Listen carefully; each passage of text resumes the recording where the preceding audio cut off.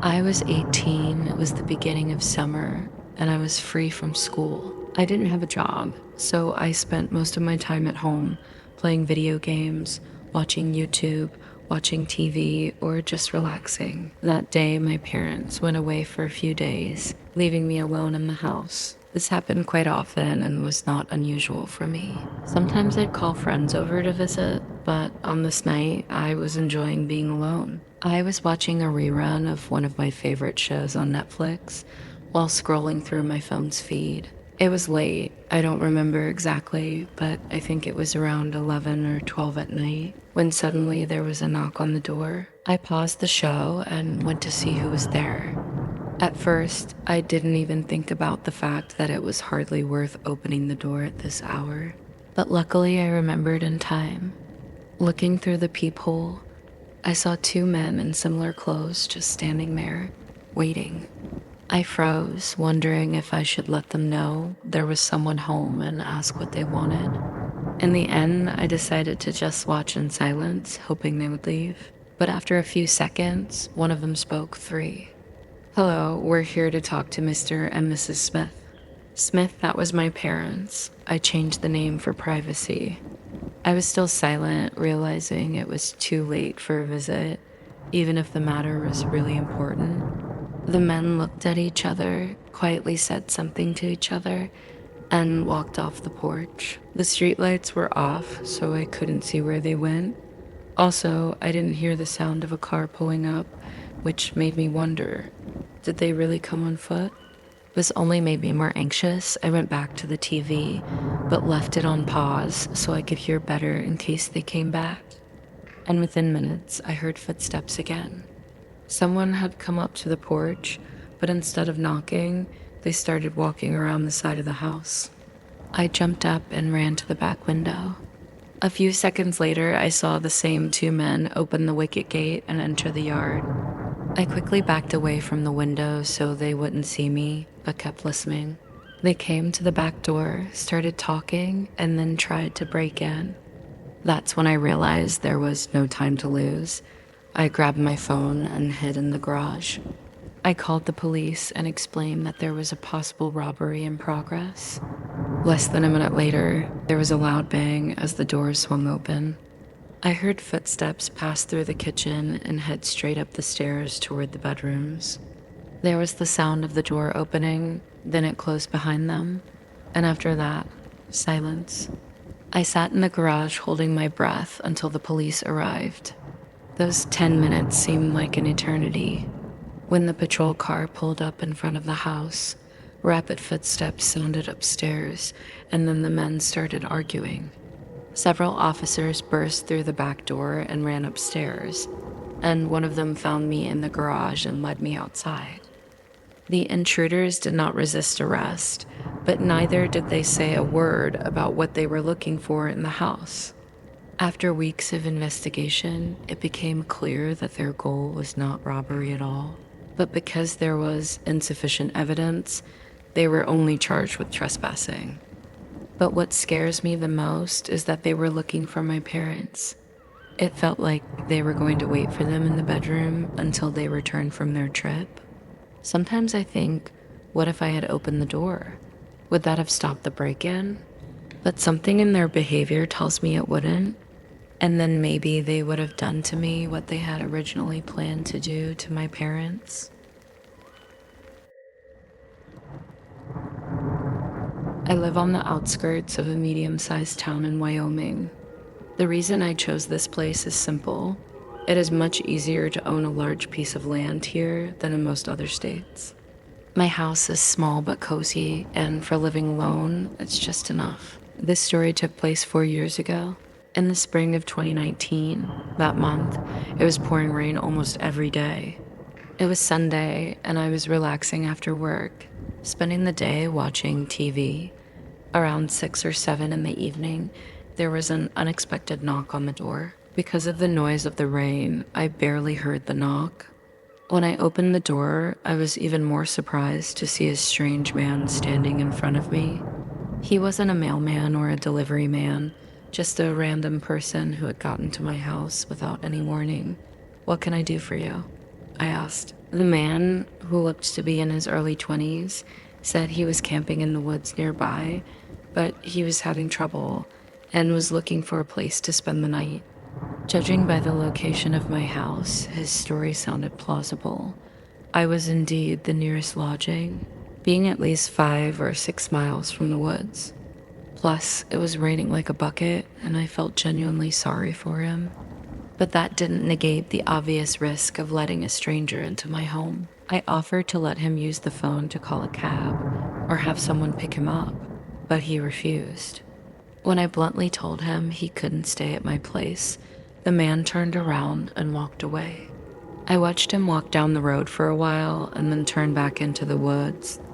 It seemed strange to me, but after a few minutes I forgot about it, immersing myself in watching TV again. I rarely looked at my watch, but I think it had been about 2 hours when I noticed an orange glow in the window overlooking the yard. I pulled back the curtain, and through the rain and fog, I could make out a small campfire in the heart of the woods, right behind my house. The fire was barely smoldering under a large tree, despite the pouring rain. A dark figure stood nearby, holding some sort of object. I couldn't make out if he was looking toward my house or deep into the woods. I immediately closed the curtains and dialed the police. I realized that because of the remoteness of my house, the officers wouldn't arrive for at least an hour, but at least I wanted the man gone before I went to bed. As soon as I hung up the phone, I looked out the window again. The fire was still burning, but the man was gone, and then I heard footsteps. They were approaching the house. I rushed to the other window and saw the same man walk by with a hunting rifle in his hands. He turned the corner and headed for the front door. A knock. Several hard knocks on the door. I quickly retrieved my self-defense pistol from the hall closet and took cover behind the wall, frantically trying to realize what kind of nightmare I'd gotten myself into. A new blow, this time a heavy, loud one. I realized he was hitting me with the butt of his rifle, almost knocking out one of the door panels. I had only one thought at that moment. I had to stop him before this turned into a fight for my life. I fired toward the edge of the door frame. The sound was deafening. For a second, I lost my hearing. When it came back, all I heard was the sound of rain. No footsteps, no knocking, no voice. I lay low and waited. 5 minutes passed in complete silence. Finally, pulling myself together, I looked through the peephole. The porch was empty. In the yard, I could see clear footprints heading away. He must have fled right after the shot while I was disoriented. When the police arrived, they searched the area thoroughly and found something strange. There was a half-buried bag lying by the fire. Officers assumed it had been hidden in advance and dug up just hours before the attack. Inside were tools that could have been used for either burglary or something even creepier. The police called it a robbery kit or even a killer kit, which meant one thing. This man had come here beforehand, planned his visit, and probably had been watching my house even before that night. Why he chose me in particular is still a mystery. Who is he? Where is he now? No one knows that either. 4 years later, I still live in that house. And every day, I think that one day he might come back.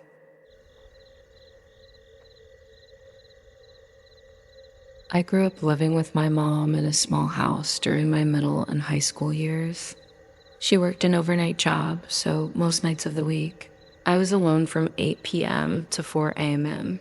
This happened a few months before I graduated high school. On a regular night at 7:30, I said goodbye to my mom like usual, then played video games for a few hours. Since it was a school night, I couldn't stay up too late, but I still stayed up later than I should have. Around 11:30, I shut everything off and went to my room to get into bed. But I stayed on my phone for probably another hour before falling asleep. When I woke up, I thought I heard a door closing downstairs. I looked over at the clock next to my bed and saw it was 3:30. So I assumed my mom had just gotten home early from work. I turned over and tried to go back to sleep while listening to footsteps walking around downstairs. After a minute though, I started listening more intently. Usually, my mom would go straight upstairs when she got home to get ready for bed, but it sounded like the footsteps were just walking around. I listened for another 2 or 3 minutes and realized they weren't stopping at all. They were moving through each room, walking slowly as if they were taking a tour of the house. I started to get nervous that it might not be my mom, but someone else. I got up, turned on the light in my room, and almost immediately, the footsteps stopped. I listened carefully from the other side of my door, but heard nothing. Slowly, I opened it and looked out into the hallway. I was expecting to see some light coming from downstairs, but the whole house was dark. Whoever was down there hadn't turned on any lights, which only made me more scared. I made sure to be as quiet as possible and stepped further down the hallway until I was at the top of the stairs. I knelt down and peered through the railing to see into the living room. Nobody was there. Even in the dark, I could tell that nothing had been moved. My PlayStation was still there, and in my mind, that was a telltale sign that there was no one else in the house except maybe my mom. I thought to myself that if someone had broken in to rob us, they would have definitely taken the most expensive thing in the room.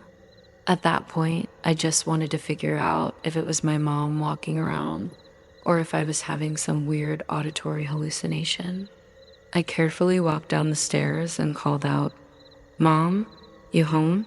There was no response and no signs of movement.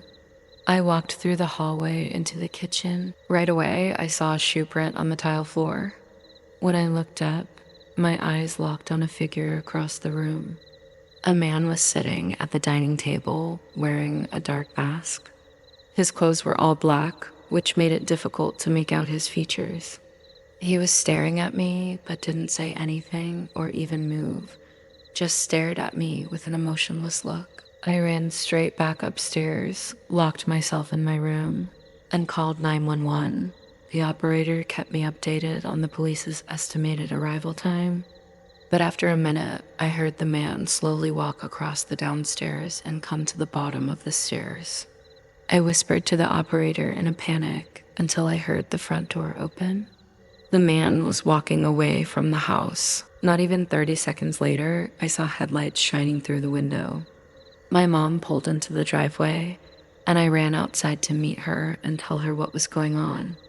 When the police arrived, they did a thorough search, but found nothing incriminating that would help us identify the man. From what it seems, the man wasn't there to rob us, and he didn't seem interested in me either, which makes me think he was likely there to hurt or abduct my mom. It then makes sense why he broke in just minutes before she usually gets home. It makes me wonder what would have happened if I hadn't gone downstairs to see who was there. Or if my mom had gotten home just a minute earlier and gone inside, unaware of the man who was waiting for her. I've been living alone in a rural house with a few neighbors half a mile down the road for almost 3 years now. I don't socialize much with them. I mostly keep to myself. I only go into town when I need something. I'm half retired, so I spend most of my time at home, although I do contract work a few months out of the year. It was late fall, and I was outside gathering up my tools and lawnmower to put away in the shed, getting ready for the winter season. While I was there, I noticed something unusual. There was a man walking down the road that connected to my driveway. He didn't appear to be carrying anything, no backpack or camping gear. To put things in perspective, this road was virtually empty, with only a few houses standing on it. It was a 4-hour walk to town. I stared after the man until he disappeared behind the road. After that, I looked around. There were no cars in sight, no sign of anyone else. That struck me as odd, but I brushed it off and finished the job. It was almost dark by the time I was done, so I went inside to get some dinner. As I sat there, I was startled by a sudden knocking sound from outside. The sound was like the sound of something wooden coming from the side of the barn. I went to the window and saw that the barn door was open wide. It was old, but it had never opened on its own before. Not knowing what was going on, I decided to check it out. I grabbed my rifle, though I didn't expect to find anything dangerous. Stepping outside, I listened carefully. All I could hear was the silence of the night. I looked around the field for any sign of movement, but there was nothing. Reaching the barn, I turned on my flashlight and shined it inside. Everything seemed to be in place, but I went inside to check more carefully to see if any animals were hiding in there. Once again, there was nothing. I closed the door, made sure it was securely locked, and started walking back toward the house. As I crossed the field, an eerie feeling came over me. I couldn't shake it off, and it only grew stronger as I reached the front door. I stepped inside and closed it behind me, and then I saw a shoe print on the hallway floor. I turned on the light and followed the line of muddy prints that led to the spare bedroom. Heart pounding, I raised my rifle and took a deep breath. I approached the door cautiously and pressed my ear against it. I heard breathing on the other side. Before I could think about what to do next, the doorknob turned on the other side and the door swung open. I jumped back, raising my rifle as a man appeared with a huge metal shovel in his hands, ready to lunge at me. I yelled at him to stay away, trying to sound more confident than I felt, but fear gripped me. The man stood still, eyes blazing with rage, but he didn't approach. The silence between us was strange and heavy. Suddenly, the man threw the shovel at me and rushed into the room. I ran after him, watching him climb through the window. Part of me wanted to stop him, but the other part of me just couldn't bring myself to do it. He jumped out and ran into the field, disappearing into the night with no idea where he was going. To this day, the identity of this man has never been determined, and his intentions remain a mystery. All I know is that if I hadn't had my rifle, or if he had managed to get ahead of me, I wouldn't be here today. I don't often go on trips outside of town, so this was one of the few times I needed to stay somewhere other than a friend's or family member's house. The area I was staying in was small, and most of the hotels didn't look very appealing. However, to my surprise, I found a single house listed on Airbnb. It was my first time using this site, but the house seemed like a decent place, far better than the hotels I'd seen. I quickly requested the dates, and within minutes, the place was booked. The following week, I began the long drive. After 14 hours, I finally arrived in the town, which was quiet and almost deserted compared to the bustling city I was used to. It was well into the night, and everything seemed still no people, no cars. All the houses had their lights off, and the stores were closed. While I expected the town to be quiet at night, it still felt eerie, especially since I hadn't seen it during the day. The street that led me to the Airbnb was dark, winding through a forested neighborhood until I finally reached the house. It was one of the few with its porch and outdoor lights on, and I noticed a light coming from one of the upstairs windows. I assumed the previous guest had simply left it on by mistake, so I thought nothing of it. I grabbed my stuff and made my way to the front door. After receiving the key code by email, I unlocked the door and stepped inside, quickly locking it behind me. I set my things in the corner of the room and then headed upstairs to turn off the light in the spare bedroom. It was a simple room with only a bed and a small dresser. After flicking the switch, I went to the main bedroom to settle in. I was only staying for one night, but I booked the house for 2 as I needed to be there late the next day. I lay down in bed, hoping to get some rest, but after an hour, I was still wide awake. Then suddenly, I heard a thud coming from within the walls. I froze, staring at the door, trying to figure out the source of the sound. No ideas came to mind, so I decided to check. I opened the door carefully, peering out into the dark hallway. Everything was quiet now, and the only sound was the house creaking in the wind. I stepped back and closed the door, but the strange feeling stayed with me. As I stood there, soft creaks began to echo through the floorboards from the other room. I pressed my ear against the door, listening as the creaks moved into the hallway and slowly approached my door. My heart started racing as I realized they weren't just creaks, they were footsteps. Panicking, I gripped the doorknob tightly to keep it from moving. For a moment, the footsteps stopped, and then the handle suddenly jerked down, followed by a forceful slam against the door. It swung halfway open before I pressed my body into it, struggling to keep it shut.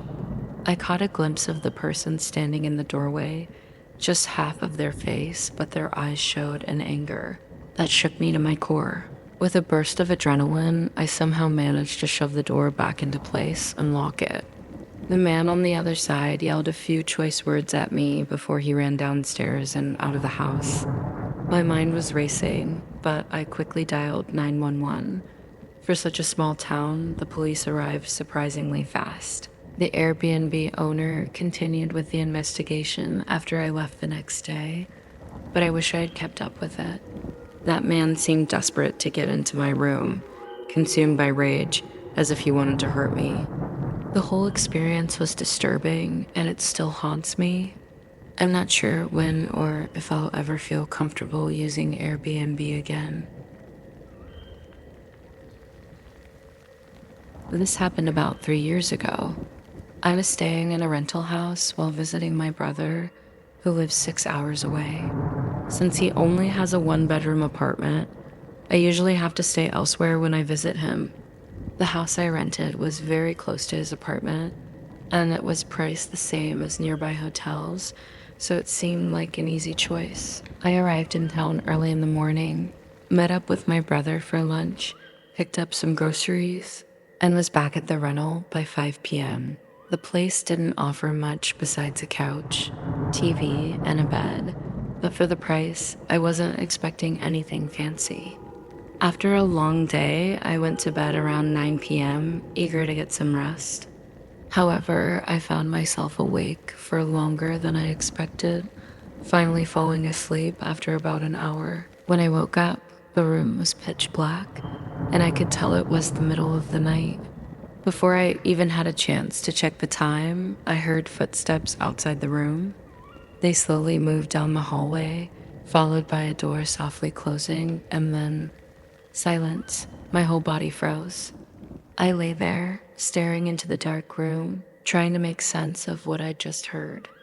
After a minute of no further sounds, I got up and quietly walked through the house. At the far end of the hallway, I saw the front door, which I knew was the one I'd heard closing. I wasn't sure if the person was still in the house or if they had left, so I checked the other rooms. I didn't see anyone, but the front door was unlocked. I checked the locks on all the doors, but didn't find any signs of a break-in, no footprints or missing items. Still feeling uneasy, I called 911. They arrived fairly quickly, but didn't do much. They told me to make sure all the doors were locked and to contact the owner, but that was the extent of their help. With no real resolution, I stayed up the rest of the night, unable to sleep. The next day, I called the owner and told them what had happened. They assured me they'd changed the PIN code for the door, which helped ease my mind. Later, I went out with my brother for dinner and drinks.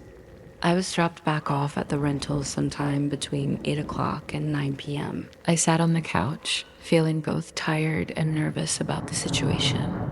Every time I almost drifted off to sleep, my mind would race with fear. What if the intruder came back? Knowing I needed to sleep, I decided to go through the house again, checking all the rooms. I walked around the living room and kitchen, then down the hallway to the bedroom. I opened the closet, checked the bathroom, and just as I was about to leave, I heard footsteps running down the hallway toward the bedroom. I quickly spun around the corner and caught a glimpse of a large man slamming the bedroom door shut. Then I heard his footsteps moving away toward the living room. I froze, listening as he moved around the living room and kitchen, staying inside the house for what felt like 2 minutes. Then I heard the front door open and close behind him. I immediately called the police again, and this time the homeowner arrived too. The living room and kitchen looked like they'd been ransacked. Furniture was scattered around, and the cabinets were open with their contents tossed on the floor. After inspecting the house, the owner noticed that nothing appeared to be missing. It seemed like the man was searching for something very specific, but nothing more. I left the rental house and checked into a hotel that night. A few days later, I was never updated on what had happened. I assume the man was never found, but the whole situation left me with many lingering questions. What really gets to me is that I had checked the entire house the night before. Where was he hiding? How long had he been in the house with me? Was he watching me? And what would have happened if I had fallen asleep on the couch? I was 22 at the time, living in a tiny one-bedroom house in the cheapest area of my city. It was a Friday night, and after work, I hopped online to game with a bunch of friends. The weather outside was perfect for a late night session, heavy rain, and no work or school the next day. We played for about 2 hours before a sudden noise made me pause the game. It was a thump sounding like it came from upstairs. My first thought was that it might be a leak in the roof from all the rainfall, so I went up to check. The only rooms upstairs were the bedroom and the bathroom, and neither showed any signs of leaks. After a quick inspection, I went back downstairs and resumed my game. I played for a while longer, only logging off at 2 a.m. when everyone else went to bed. I shut everything off and sat on the couch, snacking while I watched YouTube on my phone. About 10 minutes in, I heard another thump from upstairs, but this time it sounded more muffled, almost like it came from the roof. I wasn't sure what to think, so I went up again for a more thorough search of the bedroom and bathroom. Still, there was nothing that could explain the noise. Out thunder because the sound vibrated through the walls, almost like something was actually hitting the house. Frustrated but determined to figure it out, I put on my shoes and went outside into the rain to see if I could spot anything from there. At first, I didn't see anything unusual, but then I noticed a tree branch getting close to the side of my house. It was large and sturdy, but it was still about 3 or 4 feet away from the siding, and even in the rain, it wasn't swaying much. It seemed unlikely that it could be banging against the house. Then I realized something strange. There was a small window on the house that the tree seemed to cover. It was higher up, above my bedroom window, which meant it had to be an attic window. I didn't even know the house had an attic. There was no visible hatch inside, and the roof wasn't steep enough to suggest one. This hidden window was the first indication that an attic even existed. Intrigued, I went back inside and began searching for the attic hatch. After a few minutes, I found it inside my bedroom closet. The hatch was small, blending seamlessly into the ceiling, with tiny gaps along the edges where it opened. I stood on a box to reach it, pulled it down, and a rusty ladder fell into place. As soon as I opened it, a nauseating, rotten smell hit me, followed by another thump from below. The attic space was extremely short, maybe 2 feet tall at most. I carefully climbed up and looked into the dark, cramped space. At the far end, by the window, I could make out a figure crouched on all fours, staring straight at me. My heart raced. I almost lost my balance on the ladder in my panic, scrambling to climb back down and get out of the house. I heard shuffling noises above me as I grabbed my phone, ran outside, and called 911 from my driveway. The cops arrived quickly and detained the man, who turned out to be homeless. Apparently, he had climbed the tree, entered through the attic window, and been living up there for at least a week without me noticing. The absurdity of it all was almost too much to process. I moved out soon after that, and since then, I've checked every attic in the places I've lived. But the one thing that still haunts me is the image of that man, crouched at the end of the attic, staring at me with eyes filled with both fear and anger.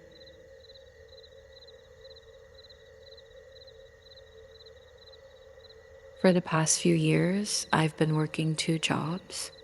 I leave my house around 6 o'clock in the morning and don't get home until 10 o'clock at night. Then I sleep, only to repeat the same schedule the next day. It's a tough routine, but it's been my reality for a while. This story, however, took place just a couple of months ago. One night, after coming home, I did my usual routine shower and get ready for bed. But while I was in the shower, I heard some movement outside the bathroom door. I quickly got out and checked, but I saw nothing. I assumed it was just the house creaking. After finishing up, I got in bed.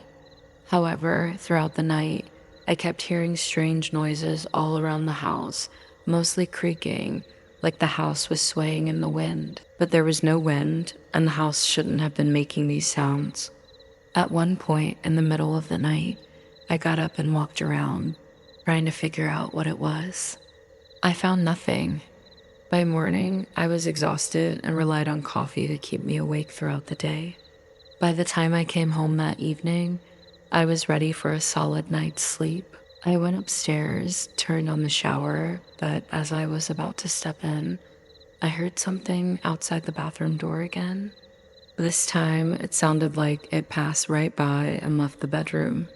It almost seemed like something had moved across the room. I knew I had to check, but I felt uneasy. When I finally worked up the courage, I didn't see anything. I did another quick check of the house, walking through every room, but I couldn't find any sign of anything unusual. Still, I couldn't shake the feeling that something odd was happening inside the walls or under the floorboards. I showered and went to bed, falling asleep just before midnight. Then I woke up suddenly. It was very dark, well into the night, and the house was completely silent. I wasn't sure what had woken me up, but I had a strong feeling it had something to do with the noises I'd been hearing. I glanced over at the door, and from the crack under it, I saw the slightest movement of a shadow. My heart started pounding. The shadow shifted away from the door and began walking down the hallway. Frozen in fear, it was like a surge of adrenaline that pushed me out of bed. I swung the door open, and there, at the end of the hallway, was the dark outline of a man. His eyes were the only thing that stood out. They pierced through me, filled with anger and restlessness. I slammed the bedroom door shut and locked it. The man's footsteps echoed as he went down the stairs, but I didn't move. I waited in terror for what felt like an eternity before I heard him leave the house. I immediately called the police, who arrived soon after. They didn't find much, only signs that the man had been in my house for at least a few days. They couldn't figure out where he'd been hiding, but it was clear he'd been there for longer than I'd realized. I still think about those nights when I'd hear him walking past the bathroom door. I wonder if he had been sleeping in my bed, hiding in the closet until I got in the shower, and then sneaking out when he had the chance. I also can't help but question why he spent so much time downstairs before leaving the house. Did he know I had seen him? Had he already called the police? It's all just speculation, but knowing that a man was hiding in my house while I slept is a terrifying thought. As far as I know, he hasn't come back, and I never got any updates on his identity.